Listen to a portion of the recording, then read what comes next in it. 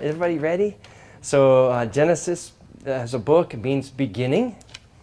It's in some ways origins of humanity and their relationship with God, but it's also specific origins with the Hebrew people. And so let's go through some of these questions if they're helpful to you.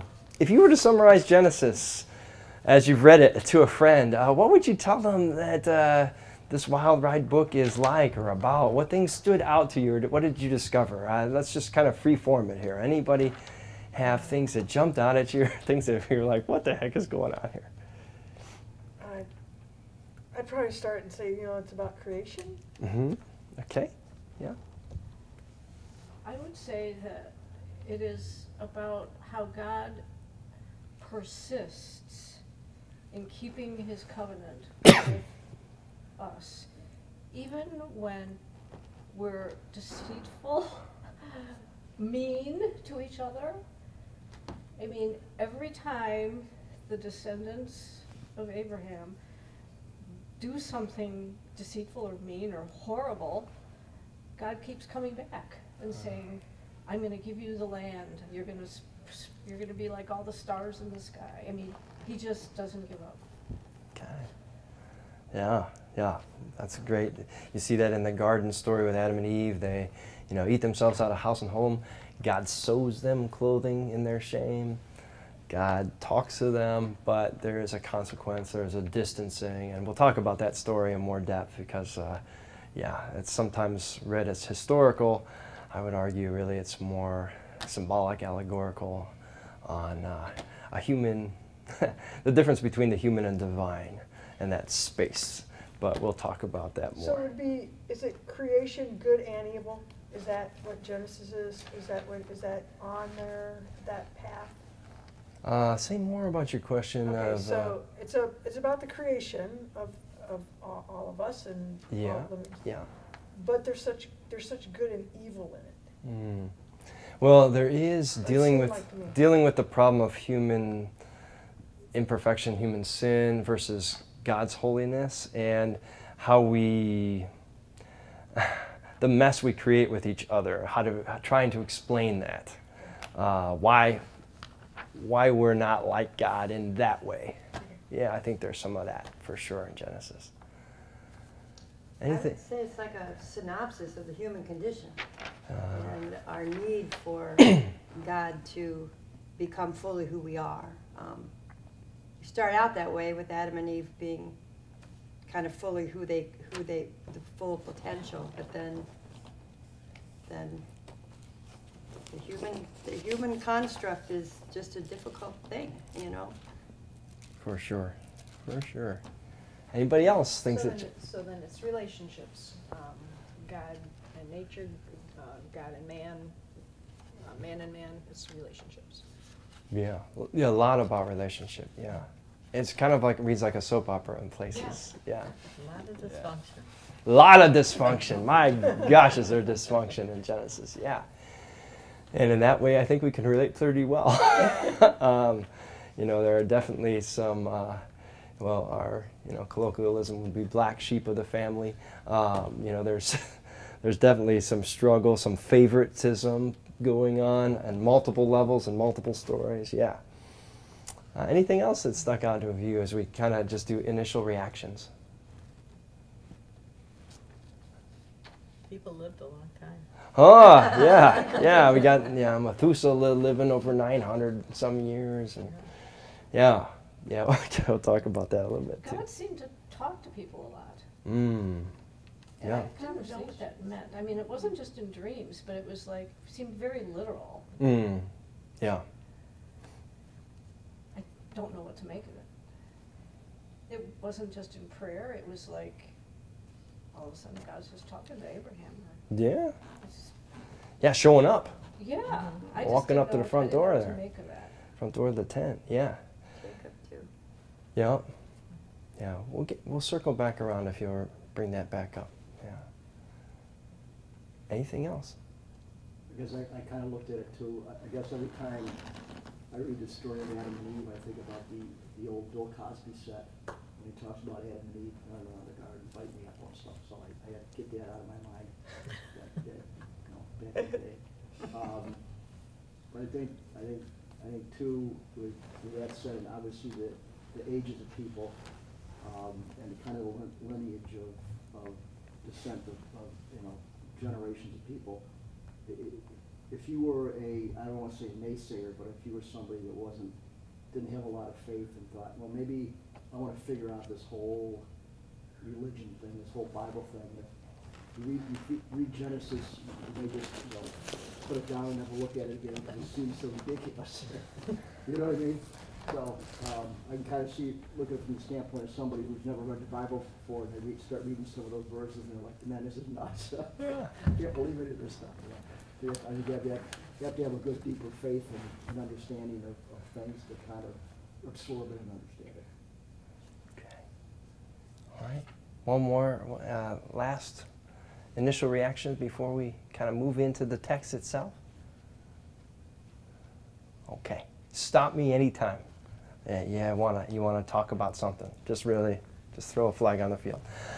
So the book of Genesis is not the oldest book in the Bible as far as when it's created. And I think I may have put this in the notes of background of the book. Most biblical scholars would say that it was written or created in the time when the Israelites were in captivity in Babylon, which is actually pretty far along in their history, after King David, after King Solomon, after the fall of the northern kingdoms, which we'll get into. And a couple of reasons that is important, I think, in context. You read all this stuff about be fruitful and multiply is the God's command at the creation, be fruitful and multiply.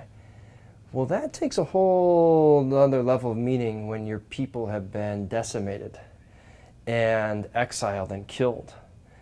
Go and be fruitful and multiply, be a people.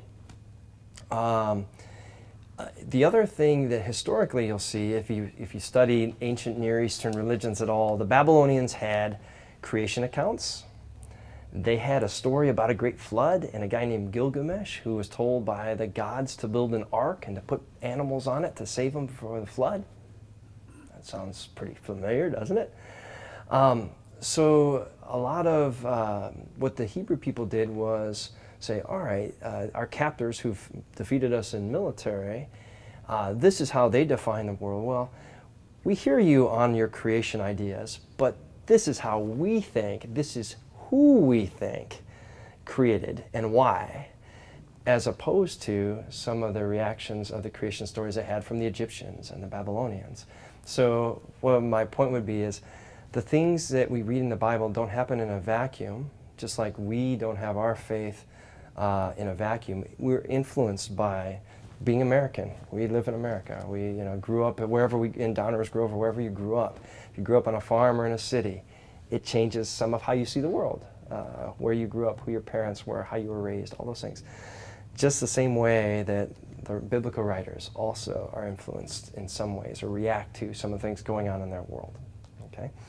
Does it surprise you when you read through the first 5 chapters of Genesis that it sounds like there's more than one story about how things are made? Yeah. All right, so what'd you see? Order in things. Different Yeah. author. I mean, in the first story, it's humans are last, and then the second story, they appear to be first. So, yeah. They're obviously dichotomous, or whatever that adjective is. So, yeah, you have really 2 stories, origin stories, side by side. You have Genesis 1:1 through Genesis 2:3. And when you look at that in your Bibles, you'll see they're separated day by days to 7 days. Then there was evening, and then there was morning, the first day. So if you ever wondered why do Hebrew people, Jewish people, celebrate Sabbath on Friday night, why is there service in the evening? Because God creates evening to morning. Days are measured from evening to morning to evening. So where do they get that idea? Well, they get it from Genesis. But you have all kinds of unusual things here. So we have God in the first chapter. I think some people try to, or some interpretations, I should say, of Genesis are, well, the earth is a couple thousand years old, and God made it into a literal kind of God 7 days, but everything's exactly, it's science and history. And I'd want to push back a little bit there, because we have in the beginning here, chapter 1, verse 3, God says, let there be light, and there's light. And then in day 3, God creates the stars and the lights in the sky, one to rule by day, which we would call the sun, and one to rule by night, which we call the moon. But from a scientific aspect, what's the problem with that? It's from the sun. Yeah, the moon is reflection of the sun's light. It's not lit itself. But did the Hebrew people know that? No, they look up in the sky and they see it's lit by this thing in the sky, the moon. But scientifically, they weren't trying to explain a scientific rationale. They were just trying to say that all that they're experiencing in the world comes from the one they call creator and maker. The other thing that wouldn't stand out to us in their English text that tells us it's two different writers more than likely is the name of God is different in these two texts. So there's many different names for God in the Hebrew language, but one of the most common ones we would say is Yahweh, without the A or E, just YHWH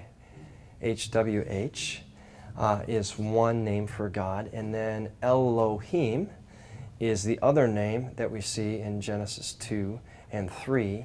Another name for mighty God, our God.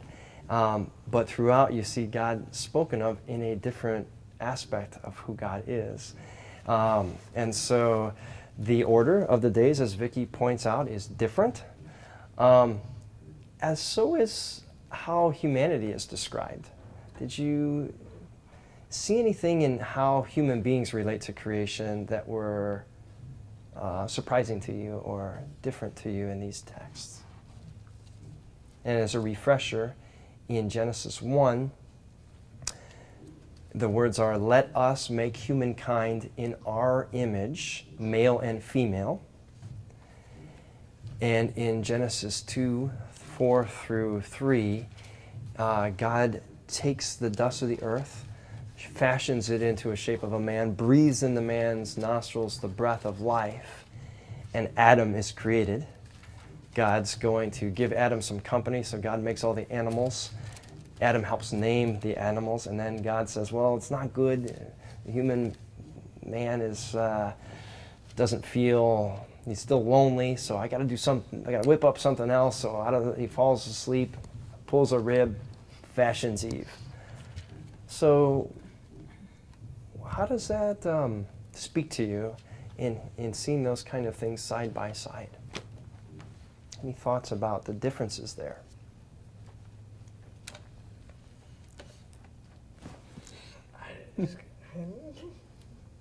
I don't think that they knew, so anybody that wrote had a different idea how it might have been, because they weren't there to see it. Nobody didn't want to tell them about it. They're not there recording notes. Yeah.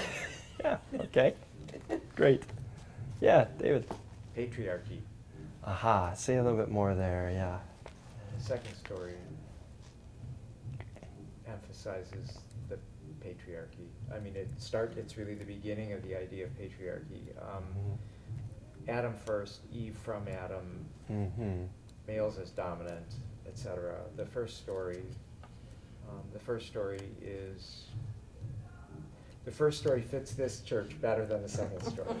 Well, the first story, they're both made in the image of God, whereas the second story, Eve is made more in the image of Adam, right?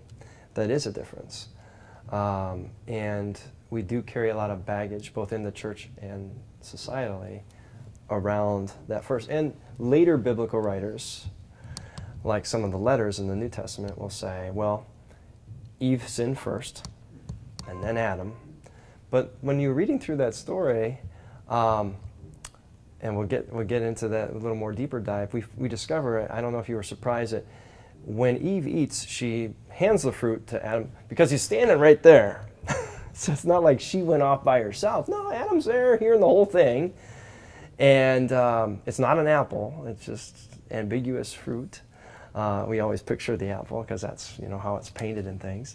And then... Adam didn't stop her. no, and then they play the blame game, right? Yeah. And he's like, well, she's the one who did it. Maybe he wasn't watching. Well, Adam not only blames Eve, he blames God. This woman who you Right. put here with me. Yeah. Started pointing the finger. Yeah, and That's then pretty Eve says, nervy. it is, isn't it? So maybe the Adam and Eve story is not as much about origins, but something else. And we'll get to that in a second. So we have some patriarchy going on. What does it mean to you to be made in the image of God? I think that's a great question. To behave like God would want you to behave. That, like and has your own self-esteem type of. Okay. Yeah, you have the ability to maybe be creative, to choose right and wrong, have a soul. Whether or not we share that with animals or not, hotly debated in some corners of the church. I don't know how you could look at a dog and say they don't have a soul, but that's okay, that's just me. Anybody else want to weigh in on that piece? We have the ability to choose good. Mm-hmm. Good. Yeah. There's something else in that first creation story that, so I'm in verse 27. God bless them, tells them to be fruitful and multiply, gives them every plant and fruit for food. They're not eating meat. They're not eating meat. Okay, not at least originally in creation. And then in we have a lot of baggage over this one too. Verse 28, I have called the human male and female to have dominion over the earth, is often how it's translated in English, and to subdue it. Chapter 1, verse 28. Everything else is going to be subjugated to the human beings under their feet. So we get some legacy around that. That's more of the shadow Is there side. a Greek word for dominion? Hebrew word. No, it means literally to rule. Really? Yeah, Oh, it does. I was hoping for caretaking. So yeah, at least in this creation story, it means to rule.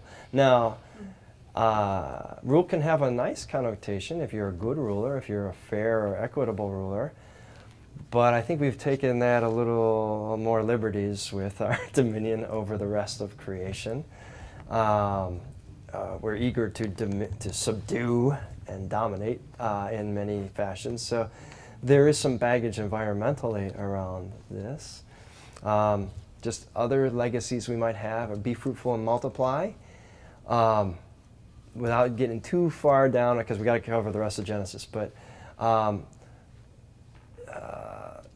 oh gosh, what do I want to say? Not sexual education, but birth control, reproductive rights, Catholic Church.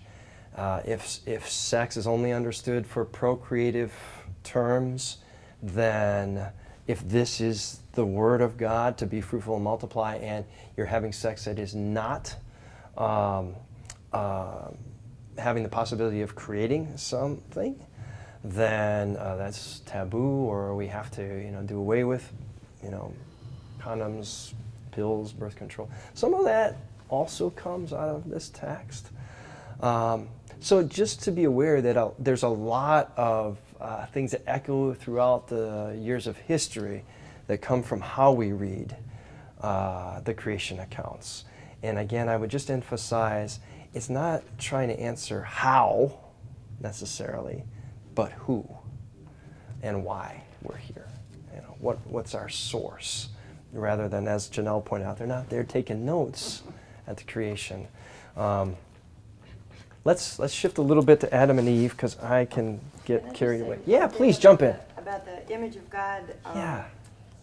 thing is that if you take just Genesis 1 in its entirety, it is presenting an image of God that is quite benevolent. Yes.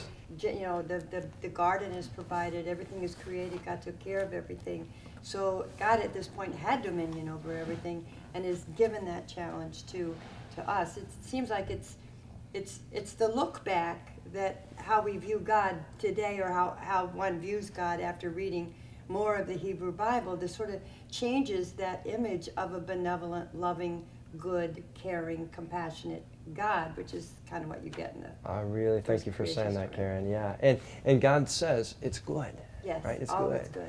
I think the other thing, the last thing I want to say on the Genesis 1 creation story is rest is part of creation. When we don't have any form of Sabbath in our life, and I'm a big breaker of this, and it shows sometimes, is there's a breathing in of life and there's an exhale, and it's all part of the creation. But rest is important, and God rests. God's creations should also rest. So that is something in a frenetic pace of life society that is a good lesson maybe for us to think about.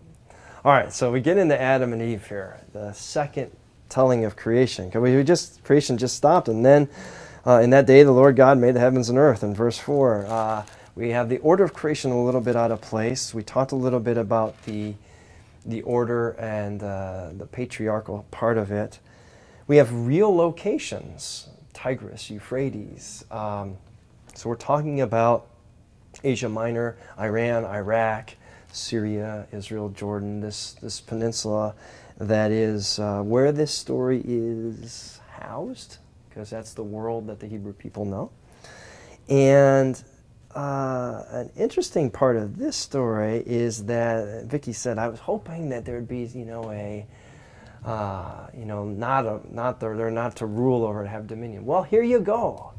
So in Genesis chapter 2, when God creates Eve and Adam, they are created, let's see, hold on here. All right, in verse 15, that Hebrew, the Lord God took the man, put him in the garden to till and keep it, is how my English translation reads. How does yours read? To till and keep. To work and keep it. Take care. Okay. Bless you. So that Hebrew phrase means to protect, to guard, to keep, to watch over, to care for. So it's a responsibility to be more protective of that space, of what the garden is. Eve, though it is patriarchal, she's a helpmeet. Helpmate is what that phrase means in Hebrew. And so, though we have that hierarchy, they are working together in this garden. What would you say the story about Adam? I mean, in English classes we call it the fall of mankind or fall of humanity. What do you think this story? It reads more like almost like a Native American origin story or a legend story. What did you take away from? Why is this in the Bible? What do you think? Why is it meant to be in there? What are your thoughts as you read it again, or things that stood out to you about these two in the garden with God, cool of the night? Well, one thing I had never seen before, it was in verse 15, or I guess it's 16, maybe where it's 17, that whole section there, where God gives the command that you cannot eat of the tree of good and evil. Eve wasn't even created yet. Yeah. And yet she gets, how does she know the rules? That's right. He obviously told her, but over time the way the serpent reads, but I'd never noticed that before. That I hadn't either until you just said it. So thank you. She missed orientation. Yeah, that's great. Yeah, she missed the orientation. How you know where your classes are if you don't know where the buildings are? Yeah. I think you need to have the fall, because if we were created in the image of God, we sure screwed up. Because there's a whole lot of stuff happening that isn't what you would think of as part of the image of God. So I think you have to have this fall as an explanation of humans.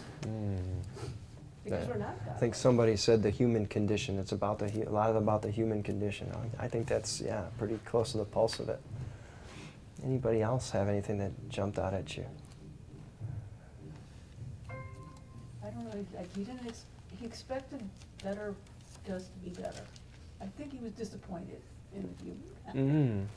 I had that feeling, and and perhaps that's where I saw that it kind of helped you with how you're going to have salvation. You're going to have to go and do things to say, God will help you because he knows you're not going to help it. You need some help on the way. Well, there's some interesting things in the text, right? I mean, does God really not know where they are in the garden after they've eaten? It's a test. I think he asks those questions, not because he wants the answer. He's testing. It's like when you know that your kid, they've got crumbs on your face, and you ask them, did you eat the cookies? Oh, no. You know. Yep. It's a test. Let me smell your breath. Yeah. Yeah. In some ways, it's almost a coming of age story in the way that, God's almost in a panic. They ate of one tree. We can't let them have the tree of life too, because then they'll be like us. We'll get to that us in a minute. Is God really worried about human beings overthrowing God or being equal to God? Or is something else at play here? And I'm going to make a suggestion on one way that the story might be read, in that, so God defines whether Eve is there or not. God defines, this is what is good. These are the rules that lead to life. If you want to have fullness of life, God defines what's good. And in eating the fruit, Adam and Eve say, we can determine what is, because they eat of the tree of the knowledge of good and evil. They know what is good already and what is not, because God's defined it. But if they decide, we don't really need you to define it, God. We'll take a bite of it ourselves. Now we can make our own rules. We don't really need you. And so I would argue that origin, condition, human pride are turning away from God. In many ways, the problem of evil, human evil, this story is trying to sink its teeth into and describe, if that's helpful or not. But is the serpent the devil?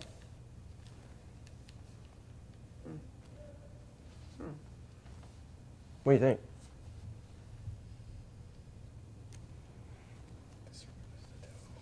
I think it's a temptation thing. That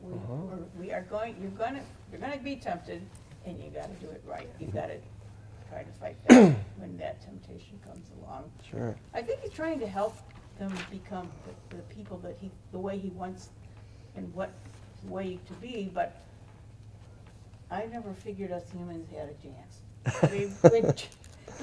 We try, but. I always look at. I'm not ever going to be God, and I know that. And I'm not working to be God. I just want to be a good person. Good. Any other thoughts on Adam and Eve? Because I probably spent too much time. I took half the class on Adam and Eve, so or in creation. Any thoughts? Any things that jumped out at you? Any other questions that you want us to tackle or talk about more? I think the only added thing is if you take a look at the bite of the apple in life, in our lives, we're in situations all the time where we may be showered with a lot of gifts and a lot of great things, and there's always things that we want more of. And there's things that we know we can never have for one reason, whatever it might be. And maybe that's what that apple was. They had everything they wanted or needed or thought they needed, but it was that fruit that they were told it couldn't have, so they thought they had to have it anyway.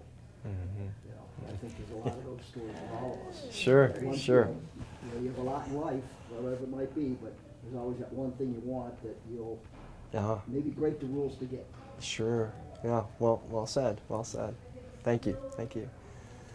So we have Cain and Abel. I'm not going to go through chapter and chapter, don't worry. But Cain and Abel, first sons. Cain kills his brother. ambiguity of why a lot of people have written a lot of ink about why Cain's offering is rejected and why Abel's is received by God. Abel does give his first lamb to God, and it just says Cain gives some of his stuff. So maybe it's because Abel first gave as a gratitude of what he had been blessed with, whereas Cain just kind of was an afterthought. That's maybe reading into the text. Some people say it's between Cain, who is a nomadic herder, versus the agricultural sedentary way of life of Abel, and this is a clash of ways of life between being settled and being nomadic, and the conflicts that rise therein. But we have this famous verse, "Am I my brother's keeper? Your brother's blood is crying out to me from the ground." And then Cain goes to the town of Nod and finds a wife, which creates a whole bunch of problems if we're reading this literally as the first two people who populate the rest of the world. Well, we got a whole other cities here and other people to choose from, and what about the other races? And again, if you're taking a biblical literalism, there's going to be some hoops you're going to have to jump through because where are these people coming from?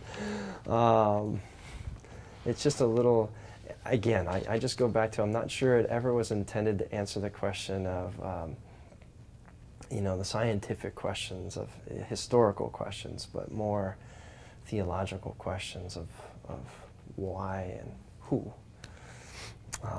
If we keep going on, we'll get to Noah. Stop me whenever you want. Did anything jump at you at the story of Noah? I mentioned the story of Gilgamesh. Anything about Noah's story? I didn't remember Noah being told to bring 7. Aha! I mean, there was the one pair of what, clean? 2 by 2. Yeah. And then 2 by 2. Right. It's like, but then there's the 7 sets. Domesticated animals. Yeah. I didn't remember that part. So we got 14 of the domesticated. Right. 2 of the wild. Right. Yeah, that's a new Unclean twist. and the clean. Yeah. I guess some were some suitable for sacrifice. Well, he does sacrifice some of them, right? But then if you're reading through Genesis chapter 7, it starts to rain. Noah and his family get in the ark. In 7, what is it here? 2 by 2, verse 6. Then we're going through. In verse 11, the rain starts to fall. Noah and his son get into the ark. And then down in verse 15, they go back into the ark. There's just a couple in and outs of the boat, different loading of the animals. One says it's 40 days and 40 nights. Another says it's 150 days. Did you catch that? So we have 2 accounts, 2 writers, that are kind of mushed together to say this is the flood account, but 2 different details of that flood account coming through. And so,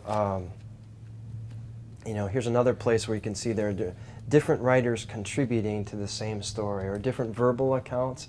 And somebody said, well, this is how I heard the story, and they put it in side by side. And it gets a little confusing when you read straight through it, because you think, well, wait a minute, I thought we just talked about that. Well, we did, and now we're talking about it again. Just like with the creation, we just talked about this, and now here's another creation piece. So there's. I have a question. Yeah. It's probably a way off.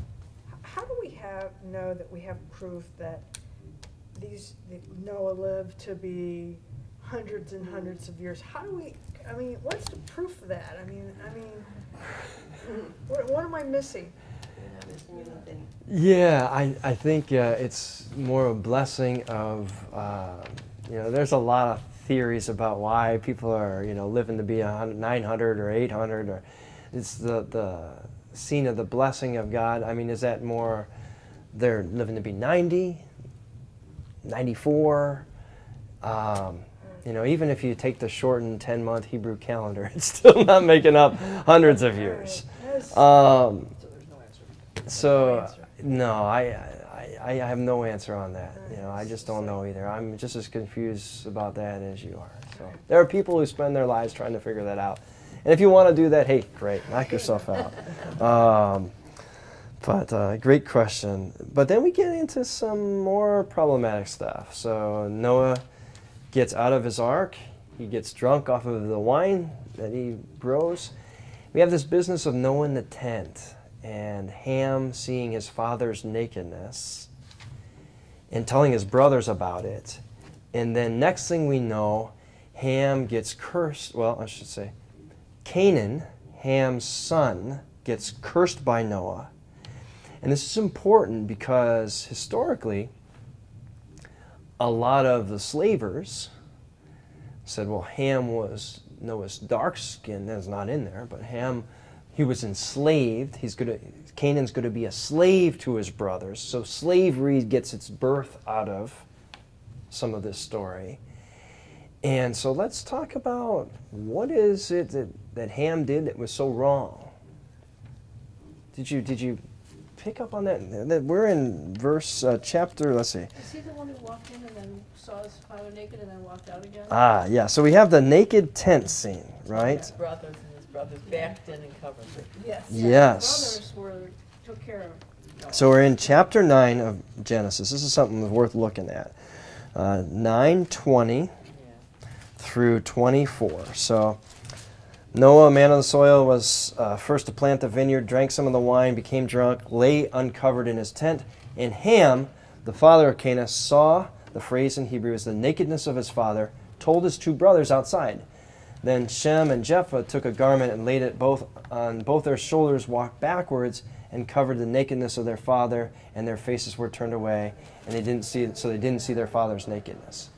And then Noah finds out what had happened, knew what his youngest son had done to him.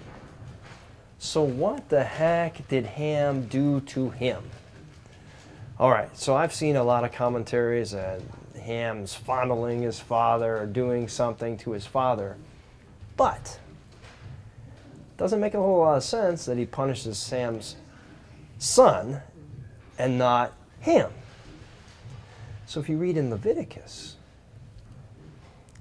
you shall not uncover the nakedness of your father, which is your mother, and have sex with her. Say that again. I didn't get that. In Leviticus, the nakedness of your father is your mother. So the implication here is that Ham saw his mom, had sex with his mom, Oh, while his father is drunk, okay.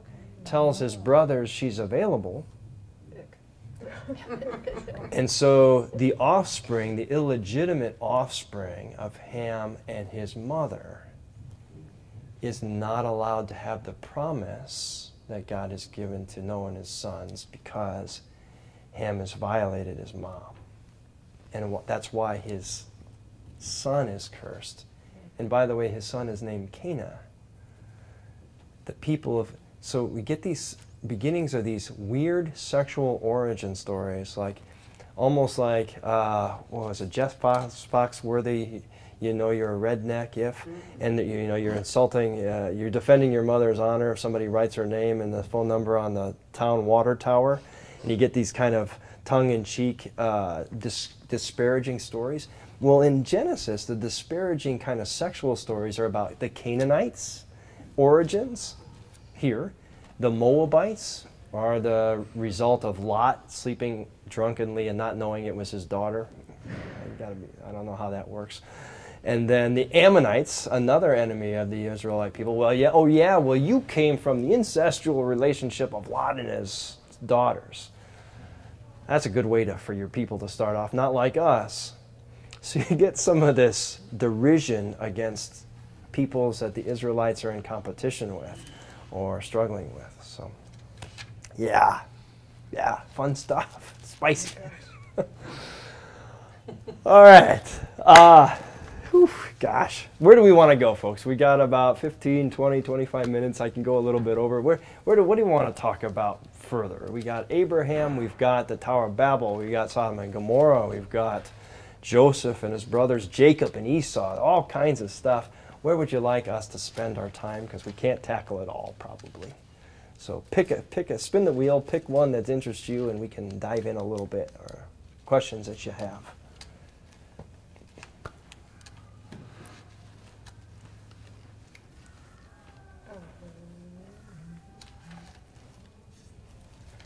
Anybody? Can we talk a little bit about the weird story of Lot when two guys come to his house? Yeah. I'm not really sure who they are, but he says, "You can have my daughter." Let's talk about Sodom and Gomorrah and the destruction therein. All right, a text that is really used abusively to the LGBTQ community as an anti-homosexuality text. Let's talk a little bit about that. Not to mention the rape of women. Let's talk about that. So, That too. Abram Asterisk. is bartering with God.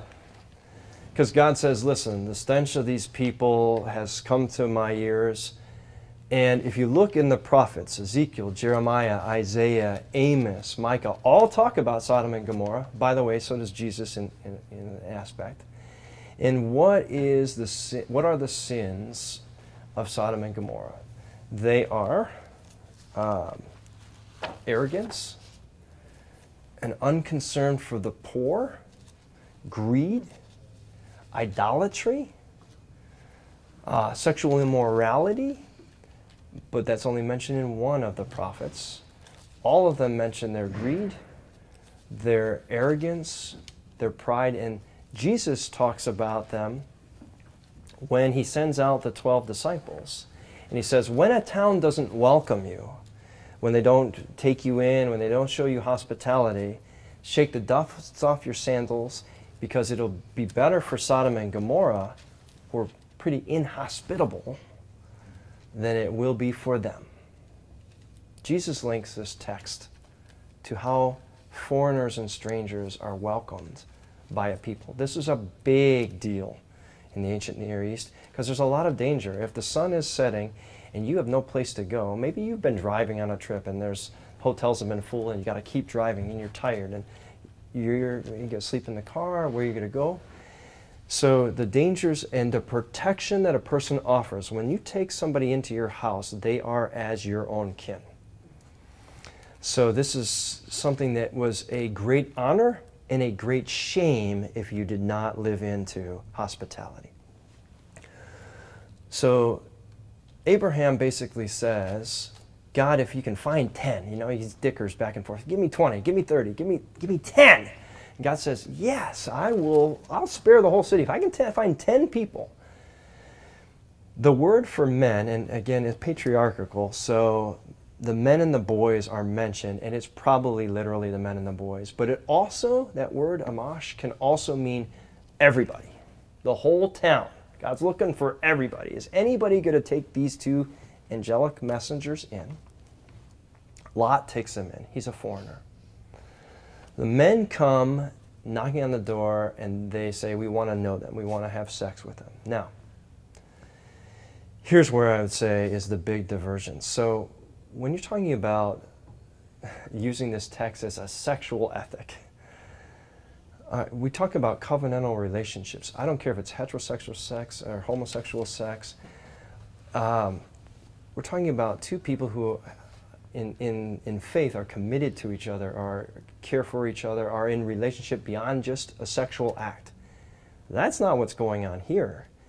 This mob wants to humiliate people who have come in a vulnerable situation.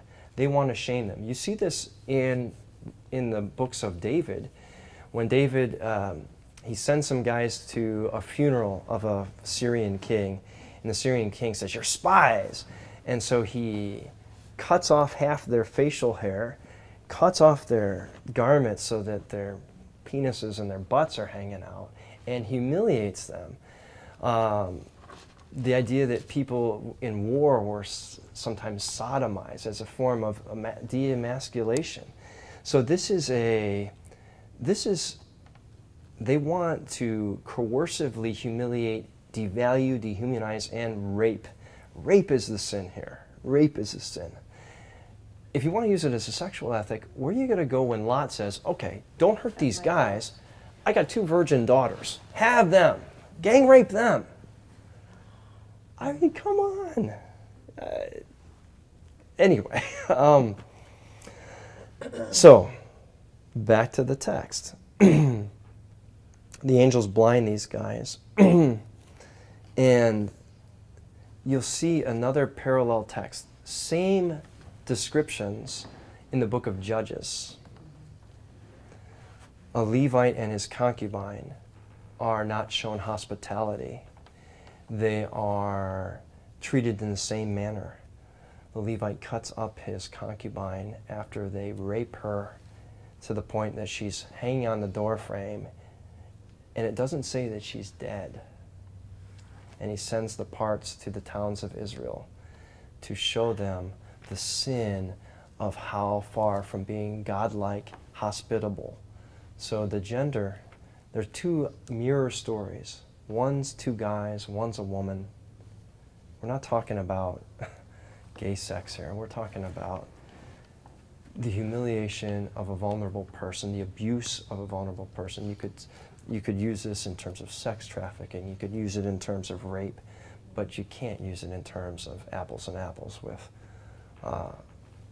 gay or lesbian couples. I mean, it's irresponsible to the text.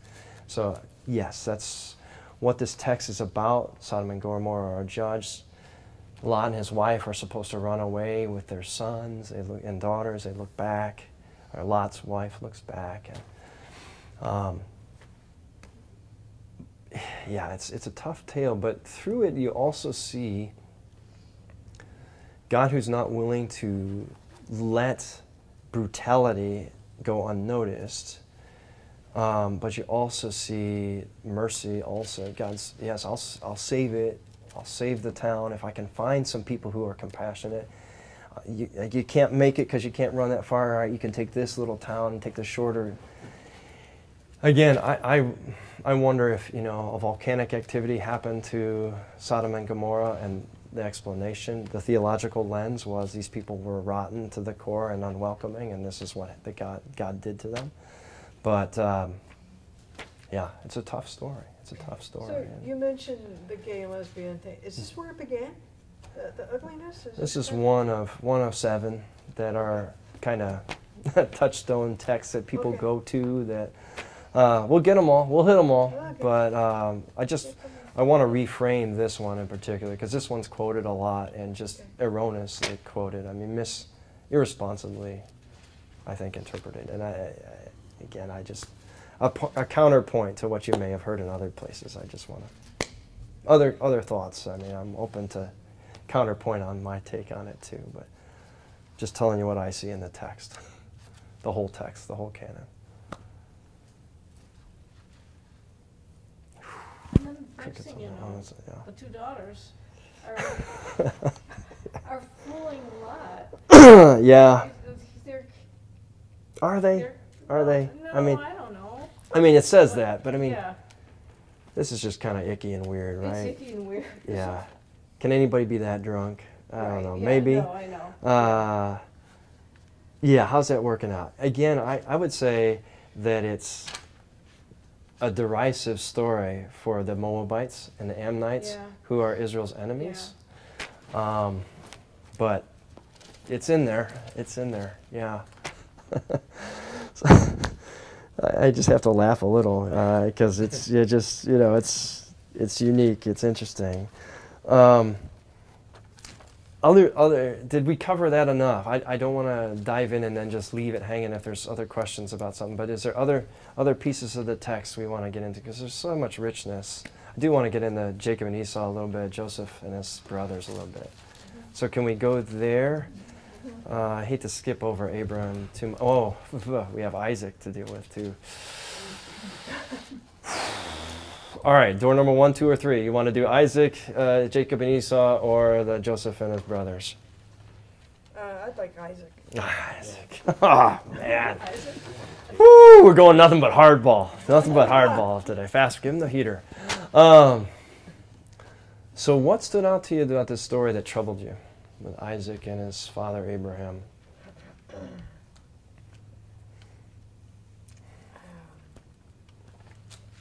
The sacrifice Mhm. story is just Yeah. very interesting. Mm-hmm. Yeah, so we know a couple things contextually. We know that the people surrounding Abram would have practiced often, most of them, child sacrifice. But that was something that God, the Hebrew people said, no, God, our God doesn't do that. Our God doesn't require that. The other gods are part of why they're not like us is because they kill each other, they kill their children, to give prayers for the rain or prayers for fertility, sacrifice their children to fire. So the idea that God tells Abram to do this seems jarring and not of the Hebrew origin stories. At the same time, I've heard so many people argue, okay, but so God, all this time, God has promised, you're going to have a kid. 25 years it takes him before he has Isaac. And they have Ishmael in between. So he does have 2 sons. But on the one sense, say, how much do you trust me? Are you willing to bind up and offer up the thing that you love most in your life? So you can take that symbolically. Will you hold tightly, or will you offer everything to God? Trusting that God... Because the real question is, if this story is about our level of trust and faith response to God, or is it about the nature of God? Because if it's about the nature of God, that's pretty scary. That God is... sacrifice your kid. Because, we hear stories about people hearing voices in their head and drowning their children, or, God told me to do this. Wow, that seems pretty immoral. Or is Abraham mishearing God? God tells you to go up with your son for the sacrifice. There is so much in the Hebrew in this story about seeing. The description of seeing the ram. He sees, Isaac sees that there's no sacrificial animal and asks his dad, where's the animal? We got the wood, we got all the fixins. And you think, oh gosh, what kind of father is this guy as he's going up knowing he's going to offer his kid? There is a lot of midrash in Hebrew rabbinical writing about this, arguing whether or not Abraham heard God right, talking about the relationship of Isaac and Abram after this moment. Because Isaac disappears from the text. It says Abram goes back down, but it doesn't say he and Isaac went back down. The only time we see Isaac really close to Abraham is when Abraham dies and Isaac's standing at his grave with his brother. It talks about Isaac and Sarah and him living in the tent of his mother, but it doesn't talk about Isaac with his father again until Abram's dead, which is really interesting. I don't have great answers for you on this. I have a lot of questions about this story as well. On the one hand, I think the symbolism of not holding on to and offering to God everything, even the thing we love most, and trusting God plays well into our faith and what God asks of us. So as a faith-trust story, it works, but as a moral story or as a character of God story, boy, it's pretty tough. It's really tough. And again, we discover that Mount Moriah is where the temple of God is built in Jerusalem. Abraham offers everything he's got there in trust of God, and that's where the house of God and people come to God later, see God, experience God later. It's a really interesting dynamic, really interesting story. So, hope that's at least something to think about as you in this text. We also have, as we move into Jacob and Abram, Isaac, it says he's old, his sight, he's feeble. By the way, I didn't discover this until I read it through this time. He doesn't die for another 20-some years. But he's like on his deathbed, giving his blessing to Esau. But he's going to be around for another couple decades. That's interesting. You have this we talked about dysfunction, right? Who are the players here? We have Isaac, who's old and feeble. We have Esau, who's just been cheated out of his blessing and birthright. And then we have Rebecca, who's eavesdropping on the conversations, and we know that Isaac likes Esau because he's a man's man, and in front of Outdoorsman magazine. And then we have Jacob, who's lingering kind of on the skirts of his mother at the house, more a mama's boy, and they're definitely both taking sides, right? And then she bamboozles her own husband at the detriment to her older son, so that her younger son can have the blessing, can have it all. Wow, this is a soap opera-ish twisted kind of story, isn't it? And then we read later that the apple doesn't fall far from the tree because Jacob does the same thing with his boys and lifts up Joseph and Benjamin. All these other 10 boys all have to live in the shadow of these 2 favored sons, who are the youngest sons. Whew. Talk about some family dynamics. It's interesting. But the things I would highlight is you have 2 of the most beautiful stories of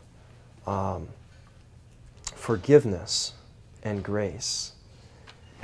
You have Jacob, who's run away from his brother, who wants him dead. He hates his guts, right? He loathes him because he's taken everything from him.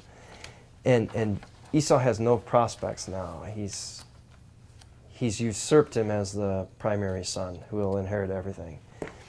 Esau tries to kill him. He's gone for 20 years.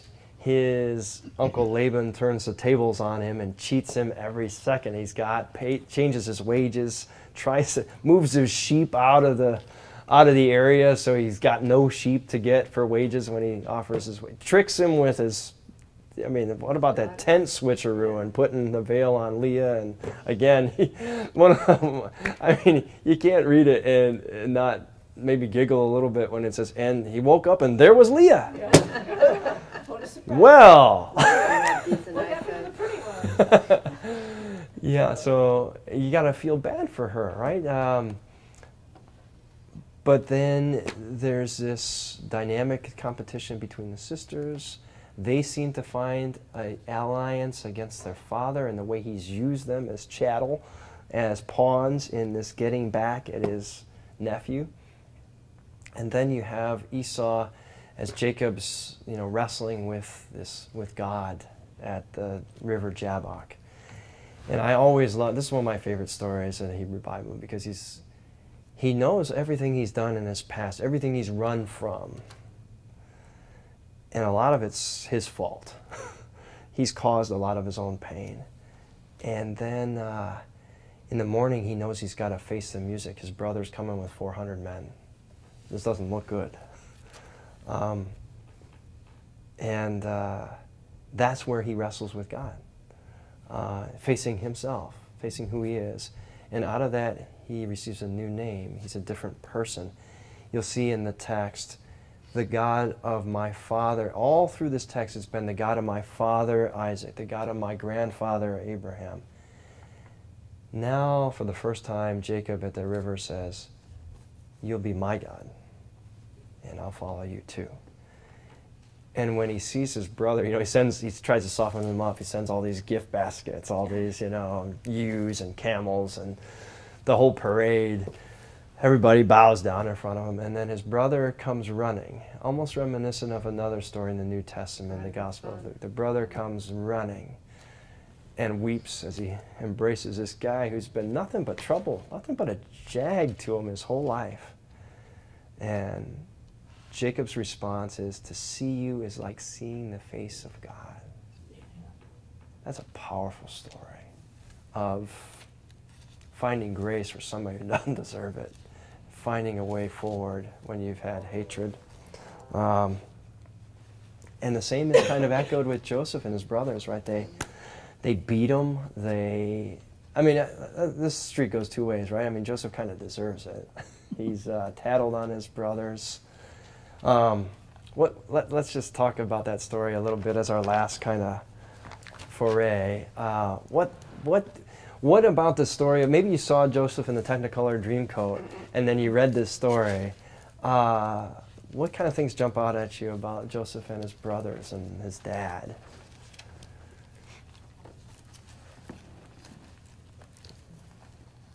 I know we're covering a lot of ground. I feel badly that we're covering so much ground so fast in Genesis, but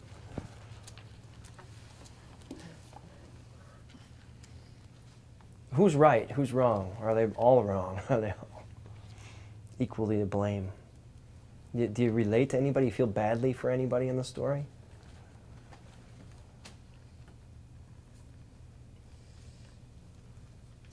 One thing that was in here, which I'm not sure why it was in there, when they threw him down in the hole, whatever it Yeah.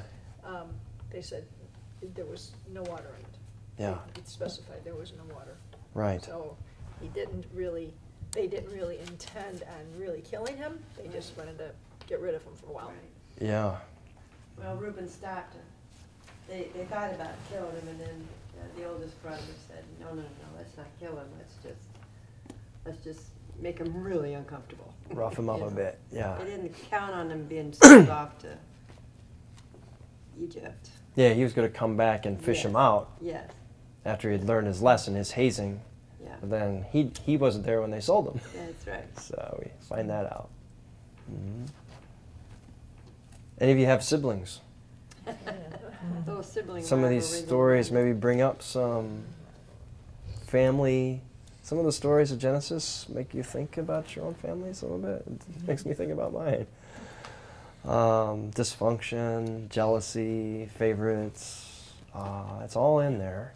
It kind of brings out, even in this day and age, like the importance of having a son first, the oldest son. Take a look at the whole monarchy and whatnot. It's the first son that gets everything. Maybe that's part of what it was like back then too, that there was more of a reverence on the firstborn, especially if it was a son, as far as how the parents felt or how the father felt. Yeah. The whole idea of a father saying, hey, I have a boy. Right. I have 3 girls, I'm very happy with that. So, I mean, that whole mindset was really very prevalent back then, and I can see it's still prevalent nowadays sometimes. Sure. I'm really glad you said that too, Mark, because it also speaks to the shadow side of it, is when you see Rachel and Leah and the pain of not having a child, or feeling like your value is tied to being able to give birth. And, we say the biblical phrase is barren, and we just kind of gloss over that. But for many women, that's such a painful reality, miscarriage, and you see other people having children. And so even today, there's stigma, there's pain, there's heartbreak over those kind of things. And it's mentioned in Scripture, but it's not really dealt with in more patriarchal writings. Yeah. That whole firstborn thing that you bring up, which I've always found it curious that, it looks like, that there was a lot of treachery going on, but was there another reason in the text that the blessing always went to the second? It didn't go to the first. It was supposed to, but story after story in Genesis, the blessing goes to the second one, even down to when he pulls to the old, Joseph's kids, when he pulls the old, yes, yeah. Manasseh and Ephraim. Yeah, that's interesting, Karen. That's really interesting. Yeah, this is how it's supposed to be, but not really, not really. Yeah. There's kind of an element of, Hebrew people, you're not all that. Yeah. And I know that comes back around in the Gospel of Matthew too. Pointing to these dysfunctions as this is your line, so they can poke at the Ammonites and the Moabites and all of that, But also themselves. you're not all that either. Yeah, there's a humility, but when you read Genesis in the Hebrew, there's a playfulness around it too. I mean, we didn't talk about Hagar, and that's one of my favorite stories too. It says Hagar took Ishmael on her shoulders and carried him. Well, he's 13 years or 14 years old. He's a pretty much a grown man. The idea of her carrying him and putting him under a bush, I mean, there's a playfulness in that too, as difficult as the story is. You know, Sarah laughing. Of course, she's laughing at the notion she's going to give birth late in her years. But again, going back to like that last story with Joseph and his brothers, him knowing their language but not revealing himself. I mentioned we had the play, Joseph in the Technicolor green coat. I do want to say one piece about that, because we always imagine Joseph with his really colorful coat. But the Hebrew language is often mistranslated there. It really reads that it's a long-sleeved coat. And the reason that matters, it could mean it's also striped, but doesn't necessarily have anything to do with the coloration of the coat. But the reason that it matters is if you were working in the fields, you didn't have sleeves. But if you had long sleeves, your supervisor could just rest, watch the others work. That's why his brothers hated him, because they all have to work, and he's just filling out the report card on how they're doing while he's kind of just sitting there watching them do their thing. And then has the nerve to talk about how bad they're doing on their jobs, and that's why he gets beaten up a lot, I guess. But he offers this grace to his brothers. And the story ends, just as the last word kind of here today, the story of Genesis ends with the word Egypt. We've seen the Jewish people. Joseph brings his family down during the famine. They survive the famine. They're fruitful in Egypt. But we're going to see now we're in Egypt. How do we get to the place of enslavement? Well, this has led us up into the place of enslavement. And the last thing is, if you read the first 5 books of the Bible, what is called the Torah, Genesis, Exodus, Leviticus, Numbers, and Deuteronomy, the books of the law, Genesis ends with Egypt, and Deuteronomy ends with Israel. A bookend of pain and God leading us through the pain to who we are as a people. So I hope it was helpful. We'll have classes. I hope we'll have a lot more discussion. I can tell I've talked too much. So again, interrupt me. Go with your thoughts and ideas. Let's close with a word of prayer, though. God, thank you for the wonderful, amazing stories that come to us, people's experiences with you that we wrestle with and work with our own experiences and our communal, collective experiences, our individual experiences in this rich book that we know as a Bible, but it's really a series of books of people's experience with you. So bless our time together. Thank you for everybody participating, those who aren't here, those who are. And bring us together again next week as we look into the Exodus. Amen.